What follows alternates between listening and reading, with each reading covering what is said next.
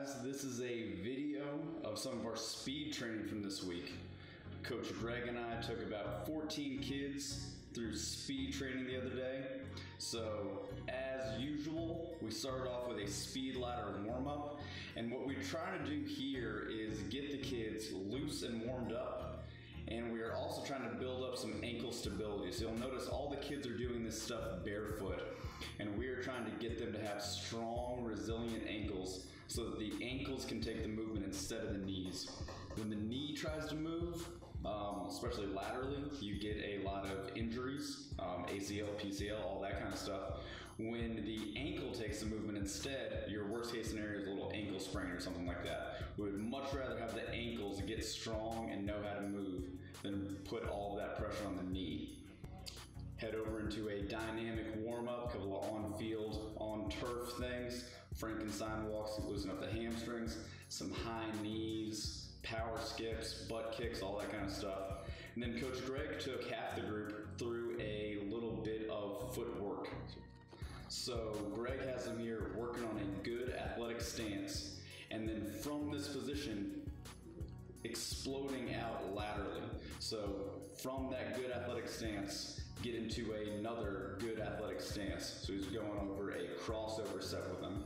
Really excited to have Greg here. Greg played linebacker and tight end at Auburn for a few years, so he does a great job with these young football players, making sure they get into a good athletic stance and quickly get over into another good athletic stance.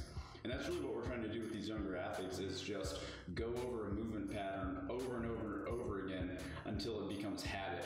So now he's working on making sure when they shoot over there that they have that shin angle at about 45 degrees so they're in position to shoot out and explode again. That's what agility is all about. Especially with young athletes, you just want to make sure they have good habits they are getting into.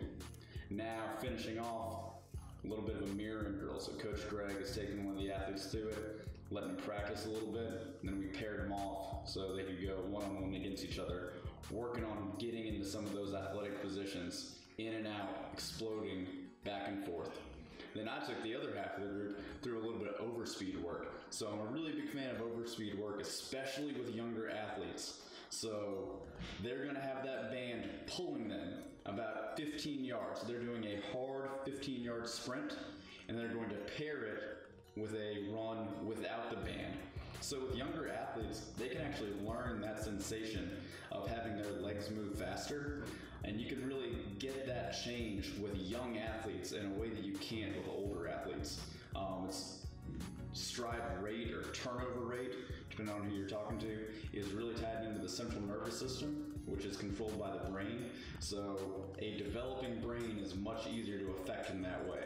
Then we brought everybody together at the end and did a variety of different sprints from different positions. So standing up from a push-up position, on their backs rolling to the left, on their backs rolling to the right, just trying to get them to learn to move and accelerate no matter what position they're starting from. It was a great day.